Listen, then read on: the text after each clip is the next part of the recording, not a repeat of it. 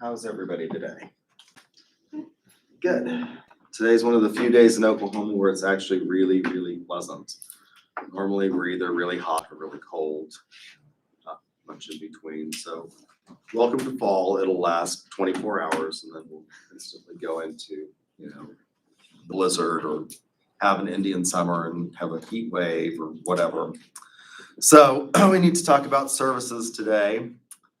And I really enjoy services marketing because my family owns a services business.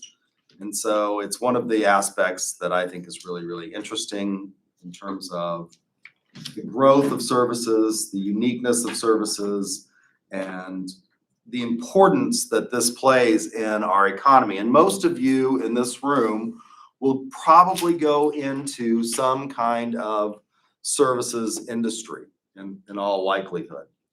Because we are manufacturing less and less in this country. We are a post-industrial nation, and the real value in this country is now in ideas and technology and services. And so it's making up a greater and greater percentage of our GDP every year.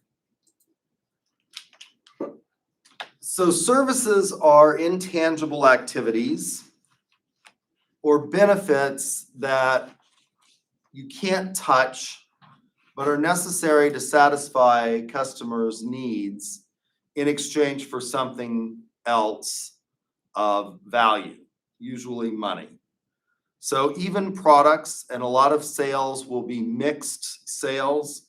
So we have this huge copy machine down at the end of the hall, and we have to have a service contract along with that copy machine so that when it breaks down, I mean, it's a huge, very complex piece of equipment that does all kinds of things. They'll come out and they'll fix it in a sufficient enough time to allow us to, get back up and running and producing tests and things like that we need. So a lot of sales are mixed sales. So there'll be a tangible aspect to it, and then usually a service aspect to it. Mary Jo Bittner, who's a services scholar and writes a lot in this field, argues that all goods are really services. Now think about the Lord of the Rings and Gollum, right? He's got this ring and he loves the ring, my precious, right? For itself. And he values that ring in and of itself. And he keeps it and he just looks at it and stares at the ring. That's not what we do with most products. Most products we consume or use and we value them for what they provide. So Bittner argues that all of these things are really services in essence, even tangible products, because we don't value the hamburger for its own sake. You don't buy the hamburger and sit there and look at it and think, my beautiful hamburger.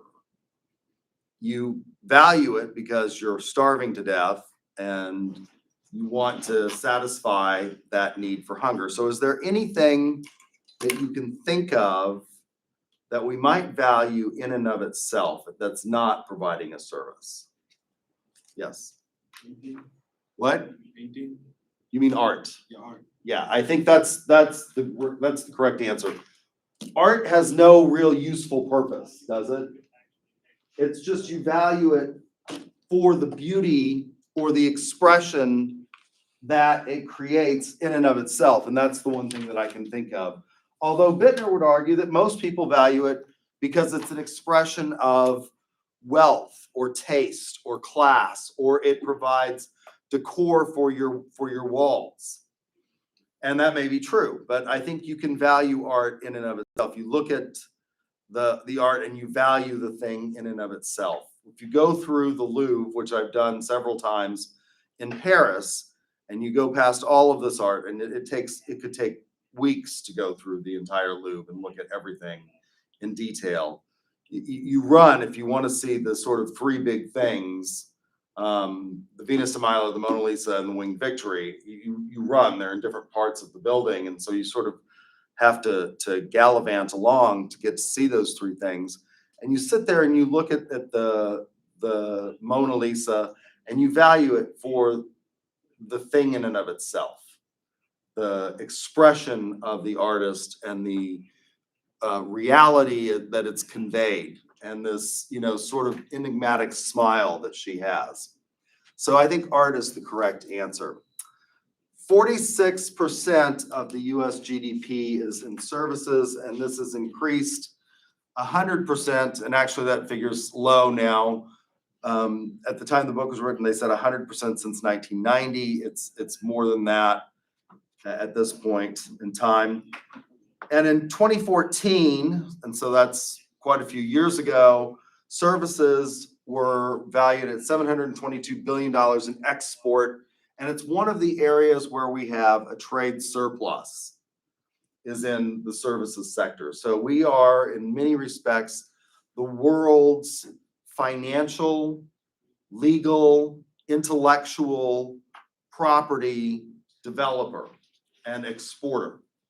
Things like entertainment and movies and music and books and literature and all of that are services that we are actually have a surplus in, whereas we have a deficit with regard to tangible products.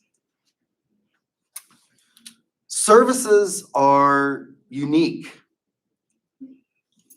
in that there are 4 I's of services. Hamburgers can be good or bad, and that's easy to evaluate.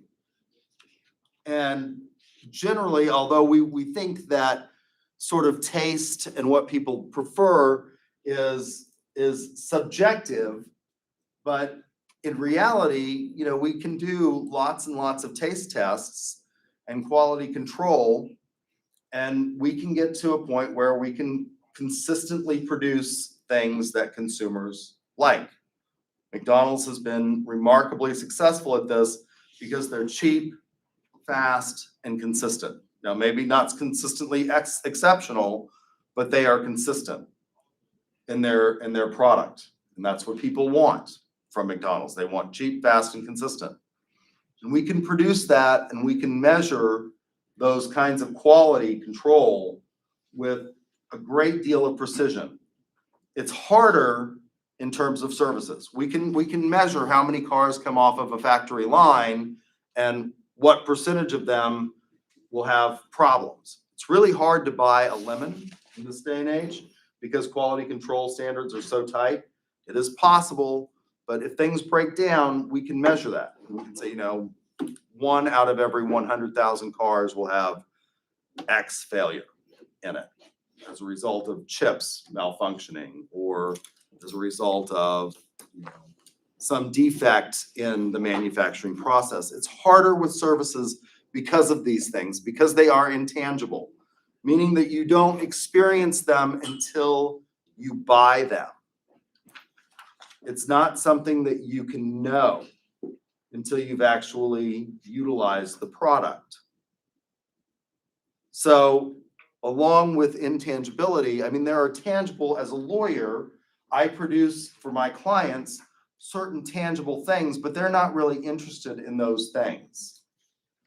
I have a case, for example, currently in New Mexico, and I file all kinds of motions and we produce all kinds of documents and discovery, and those are tangible things, but my clients are not really interested in those tangible aspects. What are they really interested in? My client, what is he really interested in?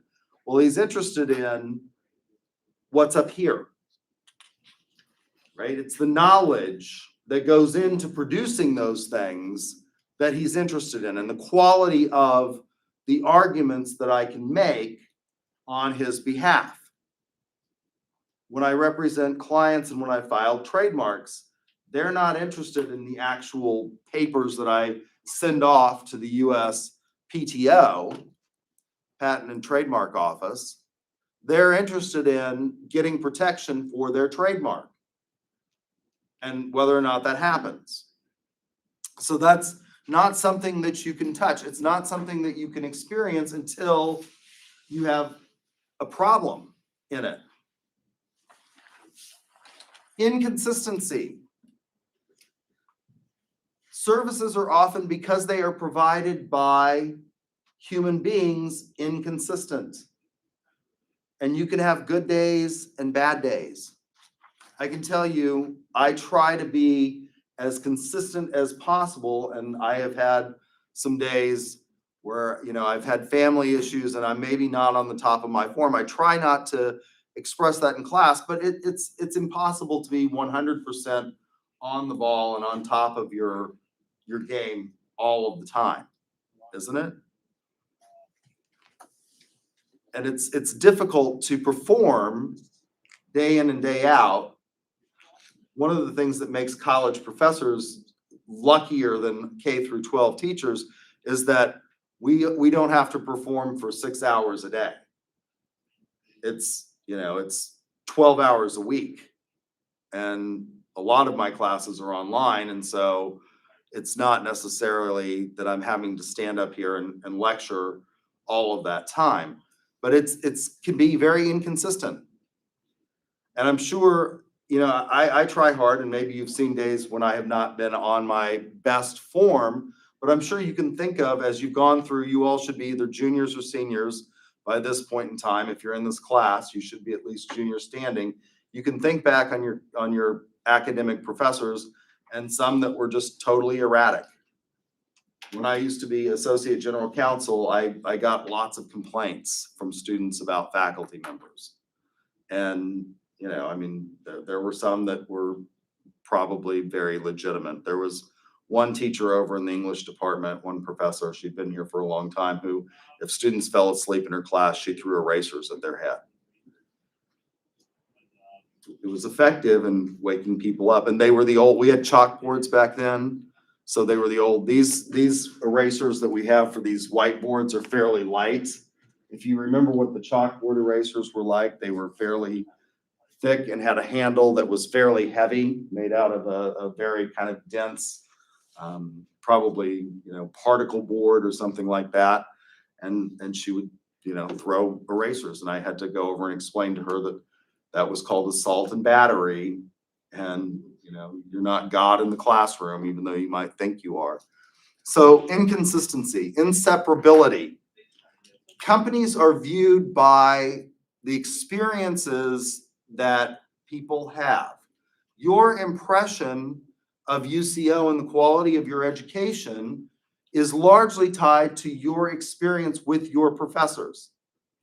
And you don't separate the professors from the institution. If they're all bad, you might have a negative experience or a negative impression of the university. If they're all fairly good, you might have a good experience, but your impression of the university is a direct reflection of your impression of those service providers. And by the way, my colleagues, when I was a political scientist, would be horrified at this, but I really do view myself as being a service provider. I'm providing you with a service. Now, one of the unique aspects of this service is that you all are happy with less. Like, the less I give you, the happier you are. If I cancel class, it's amazing how students just love days like that. I loved days like that when I was a student, when professors didn't show up. Inventory costs are different for services. If I sell a tangible product, I get these ducks, I think I told you, at the mall. I used to go walking at the mall with a friend of mine, and then there's this duck catching machine. You put $1 in, and it has a claw, and you try and get a duck. And that's how I got them. That's what I came up with the idea. It was when my mother was going through radiation and chemotherapy. I would take her to the hospital, and then I would go with my friend, and we'd walk Penn Square Mall until she was done, and then we'd go pick her up, and we'd go to lunch, and I would go and try and get these ducks. So you put $1 in, you get to hunt for ducks. And I became pretty proficient at hunting for ducks. Of course, that machine actually lets you play until you win. So it wasn't like it was, but the challenge then became to see which ducks I could get, which ones. I try to pick out certain ones of these ducks. That machine is sitting there in Penn Square Mall, and if they don't sell all the ducks today, if they don't get enough dollars to get all of the ducks gone, they can sell them tomorrow. Or, whoever manufactured these ducks, if they don't sell them to the duck catcher guy, or you can buy these at, toy stores and stuff like that, they can sell these tomorrow. As a lawyer, I'm engaging in an opportunity cost trade-off here. I cannot bill for hours that I am standing in front of you talking, and I will never get that back. I cannot make it up tomorrow. If I don't bill for this hour today, I can't make up that inventory tomorrow. It's gone. It's extinguished. It's vanished. That opportunity is behind us, right? So it's different with services in that if you don't do it today, and if you don't make your money today, you don't have that opportunity tomorrow to make it up, because that time is gone. So the inventory costs are higher. So starting with intangibility, because they can't be seen, held, or touched before the purchase decision, and because they tend to be performances, it's very difficult, and this is what we call credence properties, difficult to evaluate even after purchasing the service. So let's think about legal services. How do you evaluate the quality of an attorney? Okay, so win-loss ratio is, you think, a good way of evaluating an attorney. That seems objective, doesn't it? I mean, you can just count wins to losses. Some of the dumbest people I went to law school with have exceptionally good win-loss ratios. I mean, they were really dumb. And they wanted to be prosecutors because they believed in truth, justice, and the American way, and getting rid of drugs. And they went to be prosecuting attorneys, generally at the state level, and they have good win-loss ratios. Now, this is how little intelligence they had. At the time I went to law school at OCU, tuition was $900 a credited hour. The average student coming out of OCU Law School, this was not me because I had parents who could help me pay for it, comes out $120,000 in debt. District attorneys in Oklahoma, particularly in smaller counties, start out making about $42,000 a year. Now, if you can't do the math and figure out that you can't service the debt on $120,000 on $42,000 a year and live, you're not bright. I mean, if you can't figure this out, like, you need to have gone to OU where it was cheap to go to law school. And you needed to get in order to do this, you needed to go to OU. I mean, this is just like basic logic and critical thinking skills. And they couldn't figure this out. Like, I would point it out to them, like, you're really going to go to work. I mean, if you're coming out $100,000 in debt, you need to be making serious money if you want to be able to do things like buy a house, have a car, eat, right? But they have exceptionally good win-loss ratios. Why? Because criminals are dumber than them. I had a client once, I I don't know how I ended up with this client, but he had been in jail. And I said, did you confess? Did you talk to the police? Because you tell clients, the police are not do not talk to them. You need to, when they tell you, when they read you these rights that are called the Miranda rights that come from a case called Miranda versus Arizona, the police have to tell you, you have the right to remain silent. If you give up the right to remain silent, anything you say can and will be used against you in a court of law. Do you understand these rights and when they read that to you, you need to shut up. If you say anything, you say, I want my lawyer. And then you shut up. And so this client I have insists that he did not confess. So we're at the bond hearing. And I said, Your Honor, I asked for a personal recognizance bond because there's very little evidence against my client.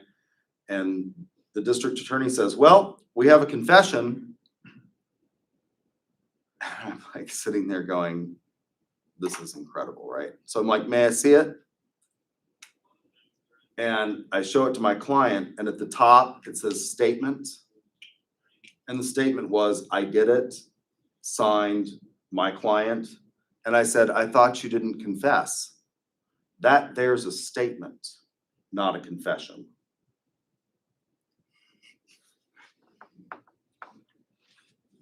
And I'm like, at this point on the floor, rolling around, trying to catch my breath. That's why district attorneys have good win-loss ratios. Defense attorneys, by the way, generally have very poor. And some of them were really bright attorneys that I had in my class, but they lost a lot of cases. At that point, it's not about whether you lose, it's about keeping your client out of the electric chair or the death chamber, or however they do it. In Oklahoma, we use lethal injection, although that's becoming more and more problematic because the companies that manufacture the drugs no longer want to sell the drugs to states so that they can use them for that purpose. But there are some bright people in the defense bar. You all have probably seen, they no longer play this ad anymore. And I use this as an example of ethics and advertising for CTCA. And by the way, CTCA has gone broke in Oklahoma. There was a Cancer Treatment Center of America location in Tulsa. And there was this ad, it started out years and years ago. And it was this woman named Peggy Kessler. And Peggy says, I went to my doctor and he said I had pancreatic cancer. And I said, what am I going to do? Or what are we going to do? And he said, well, Peggy, you're going to die. And then she says, and then I went to CTCA and Viola, I was saved. And then they did a follow-up ad to that where Peggy says, 10 years, I've been a 10-year survivor. They pulled all of those ads, by the way, because Peggy did, in fact, die. Generally speaking, when you get pancreatic cancer, there's no cure. There are sort of two types. I have a cousin who is a researcher at the University of Texas. He's a full professor in oncology, and that's what he does. He researches pancreatic cancer. And there are two types. There's one that can go into remission, which is very rare. The most common type, you're dead. I had two colleagues in the last 2 years here at UCO that were diagnosed with pancreatic cancer. And from the time of diagnosis to the time of death was 5 months for both of them, I believe. 5 to 6 months. It was not long at all. And Peggy's now deceased. How do you evaluate medical services? I would submit to you that if I got sick with cancer, I wouldn't be going to CTCA. They've got great ads, but I'd probably be going to MD Anderson in Houston because that's the better quality facility and they don't advertise. So these are really difficult things to evaluate, even after the purchase. is made. And clients are oftentimes not happy. I had this friend of mine who was going to get a divorce, and he asked me for a recommendation on divorce attorneys. And so I gave him my recommendation, and he got on, this is how he evaluated the attorney. He got on, I don't know, Angie's List or one of those, and said, she has horrible reviews. And I said, well, Paul, I don't think clients are in a good position to evaluate the quality of the legal services that she provides. I'm an attorney. I'm able to evaluate the quality of the services. Why is it she had horrible reviews? All divorce attorneys have horrible reviews. In Oklahoma, we are not a community property state, but we function like a community property state. When two things happen, either a spouse dies or you get a divorce.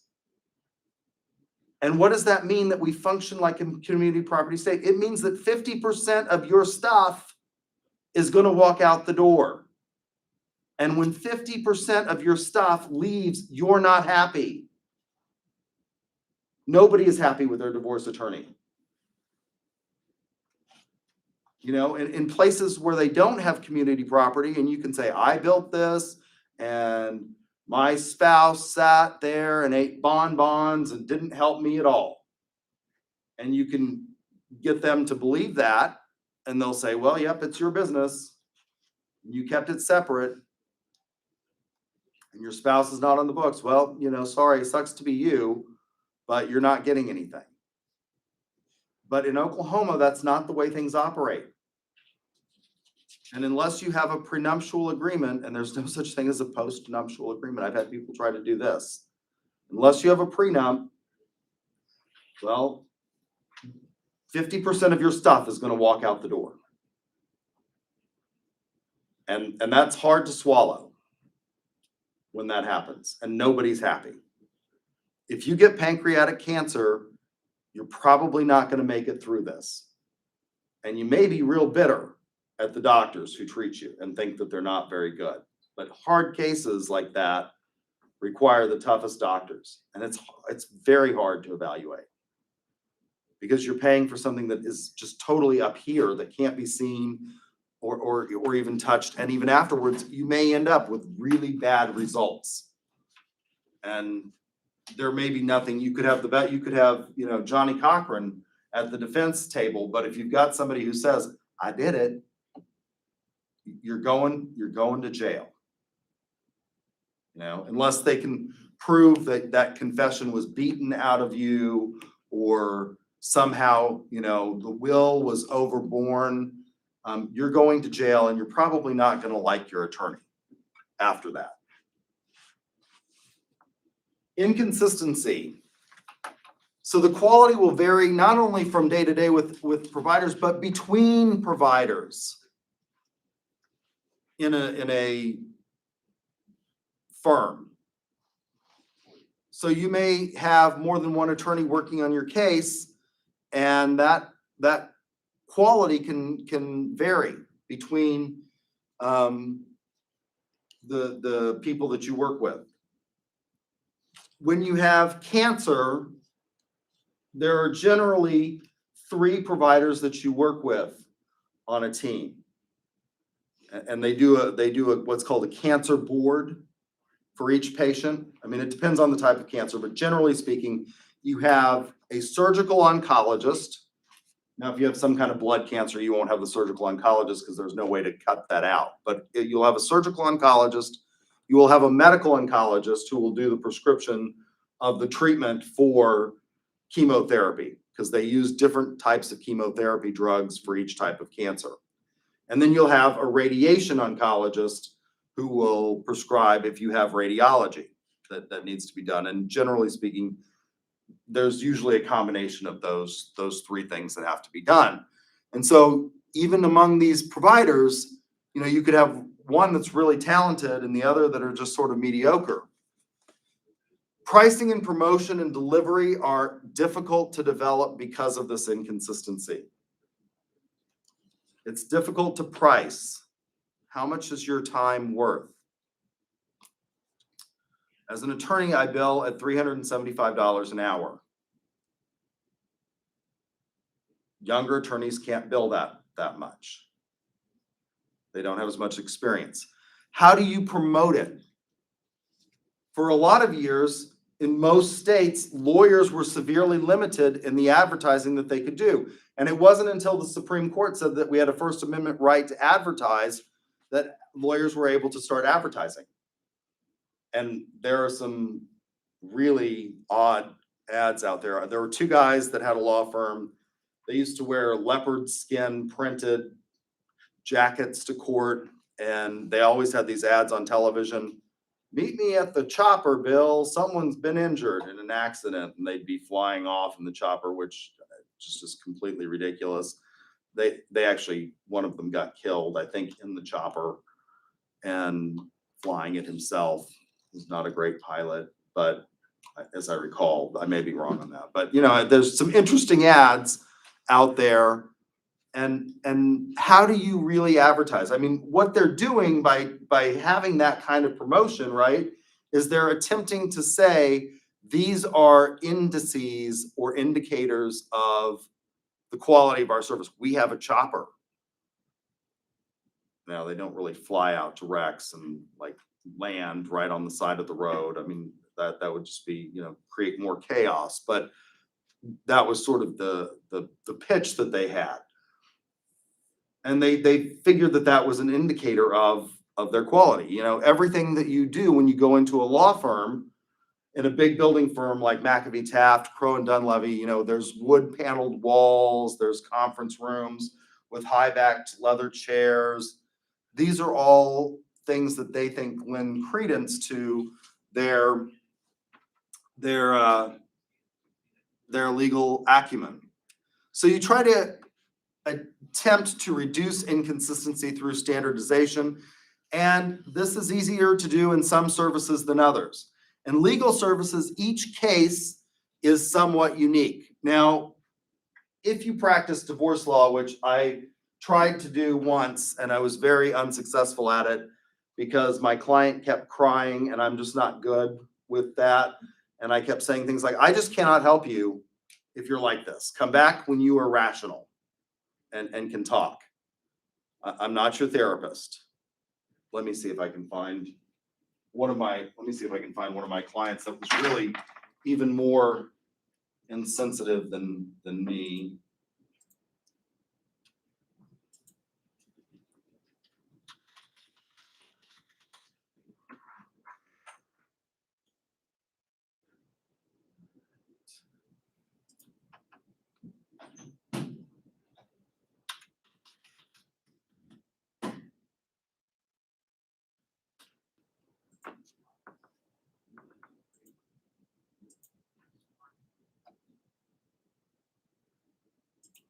So this guy was actually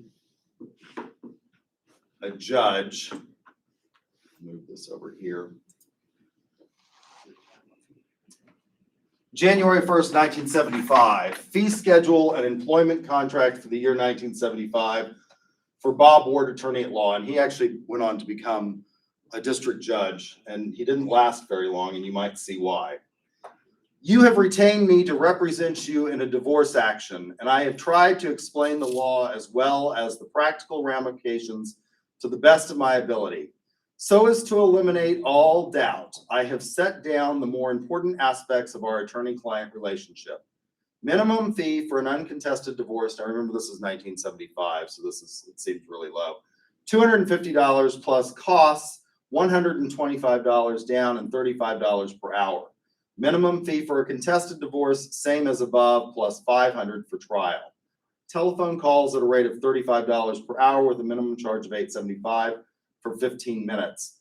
Most lawyers actually bill in tenths of an hour. So 6 minutes is how the typical lawyer bills now. Writing of letters, $25 per letter. Office consultation, $35 per hour. Minimum charge, $875 as above. To my clients concerning divorce. Ordinarily, a divorce is a serious social trauma, but obtaining one under Oklahoma law can be very simple and inexpensive.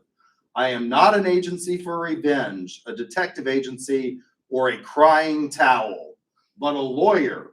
Bothering me with the petty details and trivia wastes my time, thus increasing your divorce costs. I will be happy to listen to any and all ranting, raving, and gnashing of teeth at the rate of $35 per hour payable prior to divorce. If you insist upon running up the cost, such overages must be paid within 1 week, or I will dismiss your lawsuit, fire myself as your attorney, and sue you for the balance of my fee. You will receive your divorce decree only when all fees and costs are paid.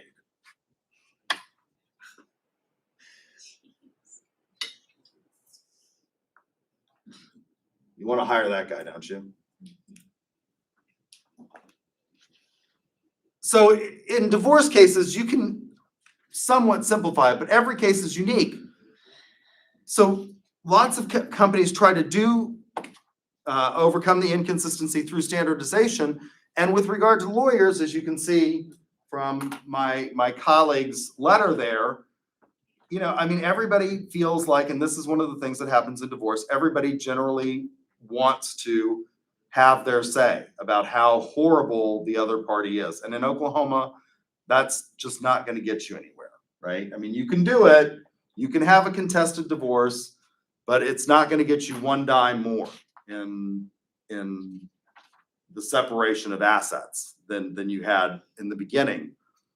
So we try to standardize where we can, and so you can do that. Like petitions are now, there's a form for petitions that you can do for divorce. There's a form for sort of standard types of legal contracts with regard to things like real estate and sales of goods and stuff like that. But there's still going to be some inconsistency. The more it requires expertise of a very specialized nature, the less that you're going to be able to standardize it. But lots of services can be reduced in inconsistency through standardization. The more it relies on mechanistic sort of application of things like dry cleaning services, right? The more you can standardize that.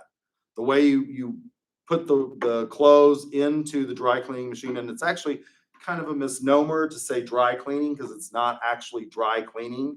It's just that they don't use a water-based product. They use dry cleaning solvent to clean the clothes, but it's not really dry. You can standardize that. You can standardize things like massage techniques, right? Because there's just so many types of massage. There's Swedish massage, there's deep tissue massage. And so you can sort of standardize things like that. The more it requires knowledge, the less you're going to be able to standardize it. Hotels have become very good at standardization through consistency. Training of staff how to, clean the room so that it is, particularly after COVID, that it is sanitized so that we know that there's no residue of the SARS-CoV-2 virus in the room. And I stayed at several hotels recently, and they've put these things on the door that say, cleaned to such and such a standard. You can standardize things like that. Not every industry is that lucky to be able to do that. Inseparability, related to consistency, inconsistency, all of these are sort of interrelated, the 4 I's. Customers don't separate the delivery of the service from the service provider itself. You have to co-create value. And this is one of the big things that we talk about in marketing today is value co-creation. And the experience that you have is going to be directly related to how much you work with the service provider. Going back to my example of my client who said, I didn't confess. If you don't tell your lawyer everything, your lawyer can't help you. And there are things that are probably embarrassing that you don't want to tell your lawyer. But if you're not honest with them, they can't help you. They don't have a full picture. If you don't tell your doctor everything, and this is hard to do in this modern day and age because doctors no longer spend a lot of time. The average time that a doctor has to spend with you if they want to make money and bill the insurance for the maximum amount is something like 5 minutes. Right? It's all going to be done by the nurse in the pre-screening process and things like that. But if you don't tell them about, everything, they cannot help you. How are you feeling? Fine. Okay. Well, why are you here? You know, they can't help you if you're lying. They did a study, by the way, on who was more likely. I read this in one of the sort of popular press, but it was based on an academic study of who was more likely to survive COVID if they had to be hospitalized. And it was mean people. Mean people were more likely to survive because they would say things like, I can't breathe. You need to help me. They would hit the call button and cuss people out for not coming fast enough. Whereas nice people were likely to say, I'm fine. I'll be okay. Take care of somebody else. So, if you say things like that, they're going to go and take care of somebody else. Whereas if you say, I can't breathe, I need oxygen, you're more likely to survive. You have to tell the provider everything. If you don't like deep tissue massage, you don't tell the provider that, and they get very aggressive, you may not be happy with the service. So it's dependent upon the extent to which the customer must be present and must participate. And again, if you're talking about dry cleaning services, you're not there when the service is done. You drop it off and you pick it up, and that's very easy to standardize. Legal or medical services, not so easy, because you really have to participate. You have to fill out all of the paperwork and tell your provider, all of the drugs that you're on, or they may prescribe drugs that will have an interaction with each other. So it's important that you are engaging in the value co-creation. Inventory costs are subjective and related and more susceptible to idle production capacity. So if I am just sitting in my office and not working on clients' cases, I'm not making money, and I can't make that up.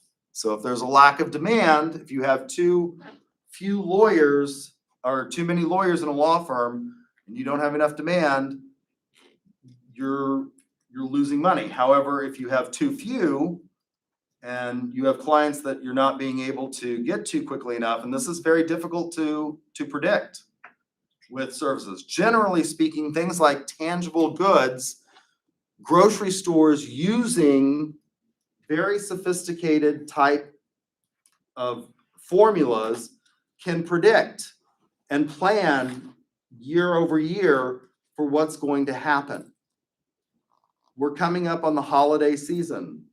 So you've probably noticed, and it gets earlier every year. Like they started putting Halloween stuff out in July, and by August at Sam's, they had switched over to Christmas, and they'd started putting the Christmas stuff out. But they have a very good idea of how much of that product is going to be sold every year based on past year sales forecasts, right? So you can use like regression to predict future growth or future inventory needs. That's not easy to do in the services industry. When legalization of medical marijuana occurred in Oklahoma, a huge percentage of business dried up for a lot of criminal defense lawyers. Generally speaking, people who were charged with drug charges were most of them could pay.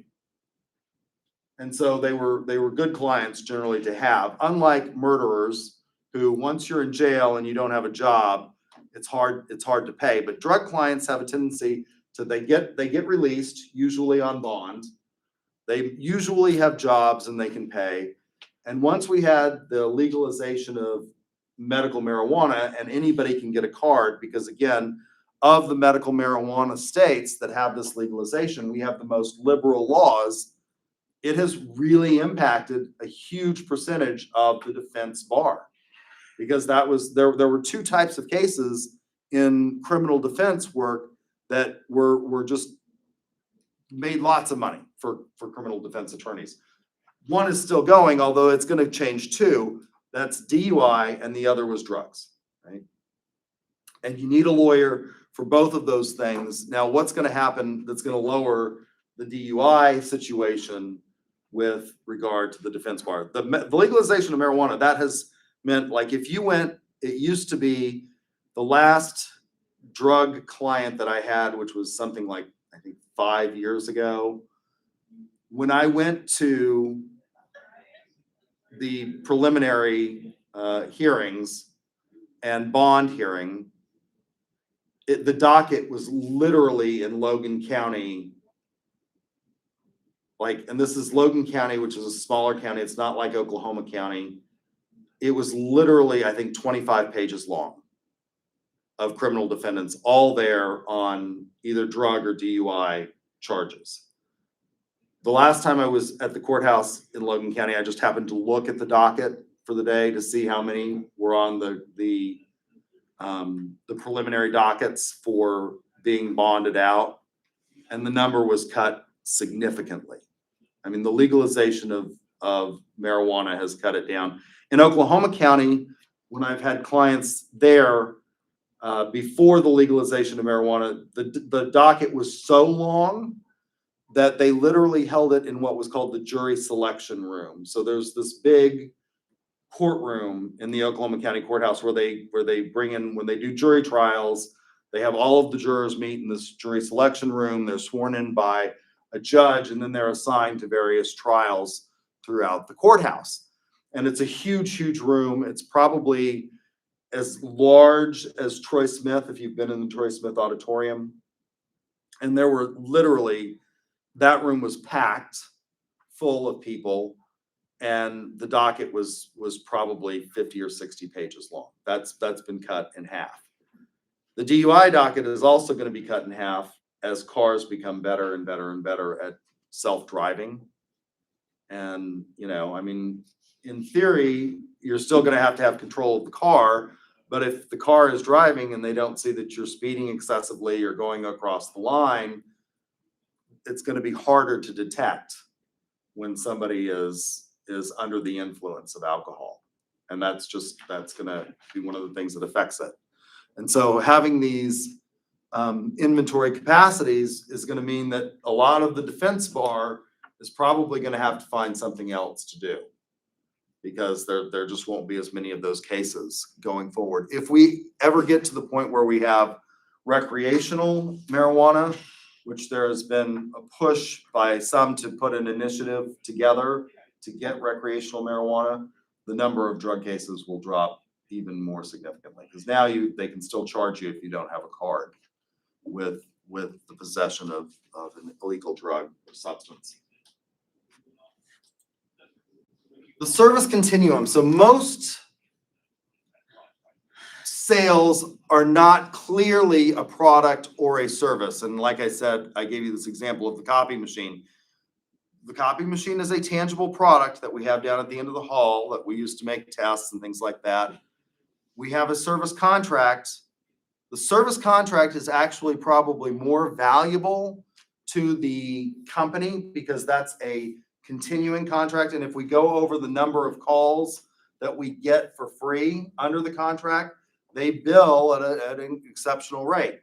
So there's a huge profit margin in service. Car dealers now, because the margins are so small in new cars, they're doing all kinds of things to try and get you to use their services, and their service centers are becoming their bigger profit margin than they used to be. There's been a shift in the car market. It also used to be that one of their big profit centers was the F&I office, and because interest rates are so low and have been so low, the F&I office is not making as much money on loan origination fees and things like that anymore. And so it's going to be selling things like those extended warranties to you that are going to be a bigger profit center.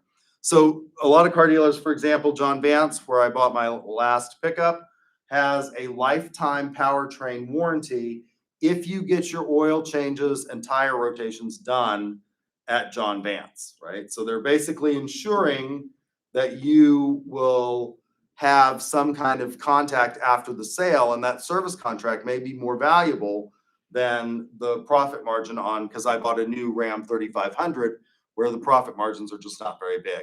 The profit margins on used cars are greater than they are on new cars. So that's another area that's sort of changed.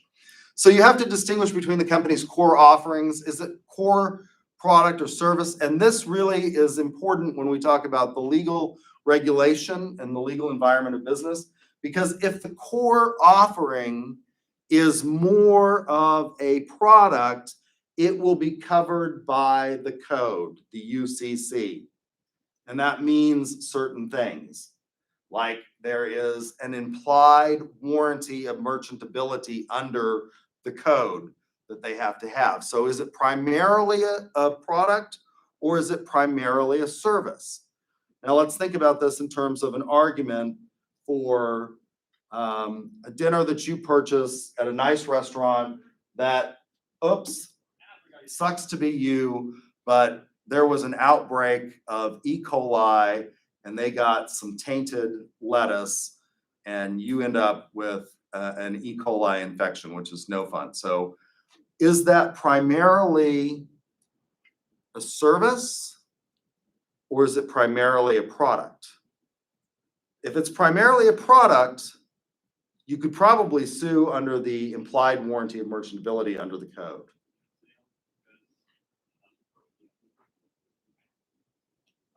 Yes.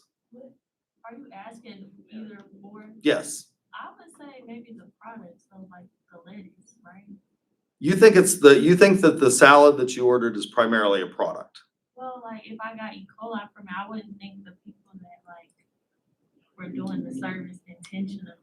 Oh no, I'm sure they don't intentionally feed you tainted lettuce, right? I mean, nobody wants to do that. But how are you going to sue them if it's a product primarily? I think you can use the implied warranty of merchantability, which means that everyone in the chain, under the doctrine of strict product liability, could be liable for your costs, which means everyone from the grower to the person who served you in that chain could be liable, and you could sue them all and recover your costs. And if you get E. coli, this is not a pleasant disease to have, right? I mean, food poisoning is not a pleasant disease. I could see an argument being made that it's primarily a product. It's tangible, you eat it, it was defective, and therefore it should be covered under strict products liability, under a theory of strict products liability. On the other hand, I could see somebody arguing in defense, no, that wasn't a product, that was a service, because what you're really paying for when you go to a fine restaurant is the whole thing. It's the ambiance and the atmosphere of the restaurant.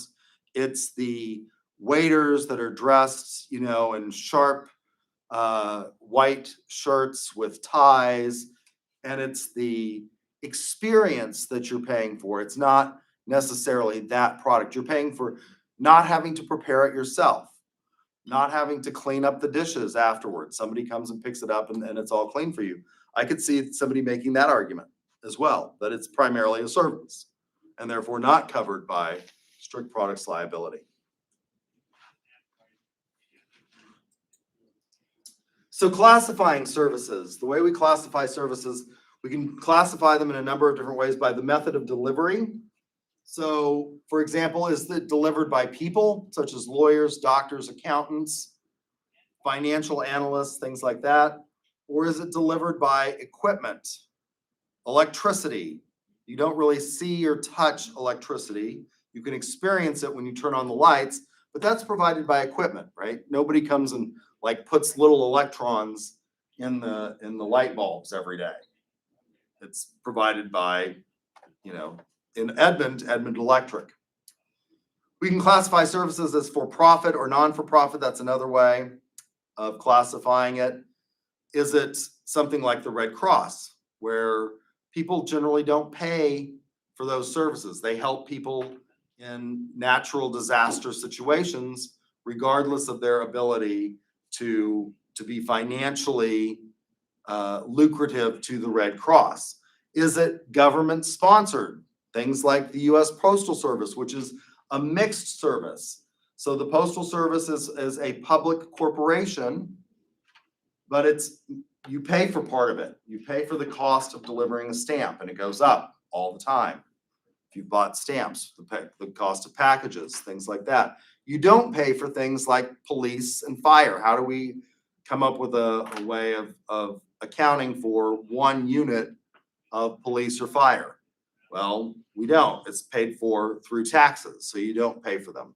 Roads and highways, those can be mixed. In Oklahoma, we have lots of turnpikes where you're paying for part of the cost of maintaining and building those roads and turnpikes, even though they're a subsidiary of the state of Oklahoma.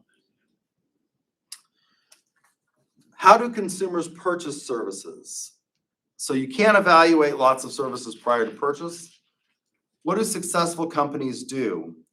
Successful companies understand all of the touch points that they have. Marriott, for example, with their rewards program, if you sign up as a Marriott Bonvoy member, they will keep metrics on which floor you prefer to be on, whether or not you get 2 queens or a king usually, what kinds of things that you do when you're in the hotel, what services do you utilize? They'll track all of that. Successful companies also know how consumers evaluate their services. They engage in them, and this is becoming somewhat easier in a technologically sophisticated age for companies to do because you can monitor feedback. My company, for my family's company, we consistently monitor the feedback that's posted on things like TripAdvisor and Yelp to see what people are saying. We engage with customers through Facebook. Successful companies also determine how to present an advantage, a differential advantage to their competitive offerings. Why do people choose Marriott over Hilton or Hilton over Marriott?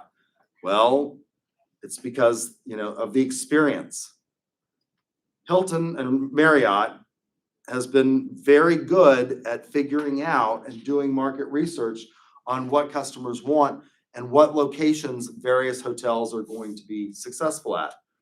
During the competition that we had, we put up the universities that were coming from out of town at the AC Hotel by Marriott in downtown. That is a boutique hotel. And that goes well in a location like downtown Oklahoma City and Bricktown. If you're out in sort of the business district, where we have more manufacturing and stuff like that, Marriott's going to have more things like courtyards and Fairfields, where there are less services and not so much boutique because people there are just, looking for a clean, nice room that's quick and easy to access to get to the companies that they're working for.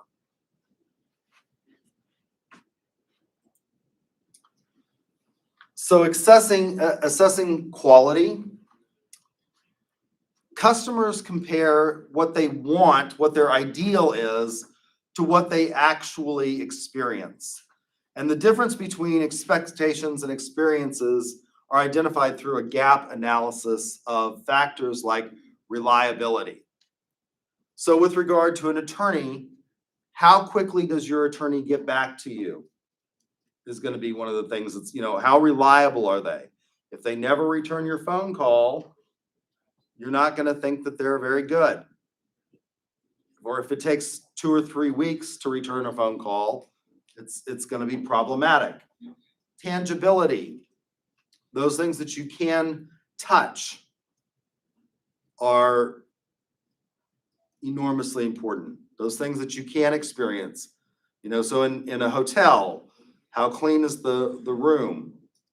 Is the bathroom clean? Does it look sanitary? Responsiveness of the service provider. Are they friendly and quick in their response? Do they provide assurance to customers? And finally, empathy. They've done studies on this. The likelihood that people will sue their doctor for malpractice is directly related to how much they like their doctor, and those attitudes about their doctor are formed enormously quickly. Within the first meeting and within the first few minutes, patients determine whether or not they like their doctor. And whether or not they like their doctor is a big factor in determining the likelihood that that doctor will be sued. The more empathy that they show, the better off they are. It's one of the things that as a lawyer, I've sometimes had problems with. As I explained to you with my divorce clients, I cannot deal with you if you're crying. When I'm sick or not feeling well, I don't want any sympathy and I want people to leave me alone, and you'd better not expect a whole lot from me in return, right? I mean, it's one of the reasons, again, that I'm divorced. I came home. My second spouse was like suffering from the stomach bug, like a rotavirus or whatever they call it, a norovirus. And she's like, can you help me? And I'm like, oh, no. I can't get sick. Got to go to work. Got to shake that moneymaker. Got to pay the bills. Love ya. I'll sleep in the guest room. Like, can you hold my hair? No. No. Horrible. Can't, I mean, the stomach bug is like, to me, is like one of the worst things. I would rather do anything than throw up. I mean, literally. So empathy is a big one. How empathetic are you? And that is a big determinant of how much customers like their service experience. All right, that's a good place to stop. If you got ducks, come see me. If you feel cheated because I'm letting you go early, you let me know and we'll stay late on Tuesday.